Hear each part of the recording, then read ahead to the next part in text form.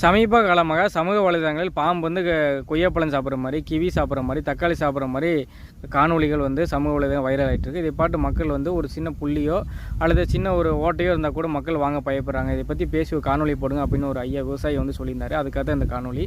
பாம்பு முதல்ல பழம் காய்கறி சாப்பிடுமானா கண்டிப்பாக சாப்பிடாது. புல் பூண்டை கூட சாப்பிடாது. அது ஒரு ரத்த சதை கொண்ட மாமிசத்தை மட்டும்தான் சாப்பிடும். தவளை, எலி, சின்ன பாம்பு, அதில் சின்ன பறவை இனங்களில் அப்படியே இது மலைக்கு வந்து அதை அப்படியே கவி சாப்பிடும். இதுதான் வந்து புல் பூண்டு கூட சாப்பிடாது. சாப்பிட்டா செரிமானம் ஆகுது. அது மனித மாதிரி நினச்செல்லாம் சாப்பிடாது. மாமிச உணவு கொண்ட ரத்த சதை கொண்ட உணவுகள் மட்டும்தான் சாப்பிடும். அப்படி ஏன் இப்படி பரவுனா, இது செயற்கை உணவுனால ஏஐயால் தயாரிக்கப்பட்டது. அவனுடைய வியூஸுக்காக, அவனுடைய சம்பாதியத்துக்காக இது மாதிரி போட்டுவிட்றான். அதை உட்காந்து ஷேர் பண்ணிட்டு இருந்து அதை நல்லதை பேசி போட்டால் ஷேர் பண்ணுறதுக்கு பேசுகிறதுக்கு ஆள் கிடையாது. ஆனால் இதை வந்து ஷேர் பண்ணி கொண்டு வச்சுட்டு அது மூலிமா அவன் பலன் அடைகிறான். இதனால் பாதிக்கப்படுதானா வெம்பாடுபட்டு அதை வந்து அறுவடை செஞ்சு கொண்டாந்த விவசாயியும் அதை யார்கிட்டயோ வாங்கி வச்ச இடைத்தரகாட்டையோ வாங்கி வச்சு அந்த கடைக்காரன் விற்காம போனால் அவனுக்கு தான் லாஸு. அந்த கடைக்காரன் தான் பாதிக்கப்படான்னு தவிர இவளுக்குலாம் எந்த பாதிப்புமே இல்லை.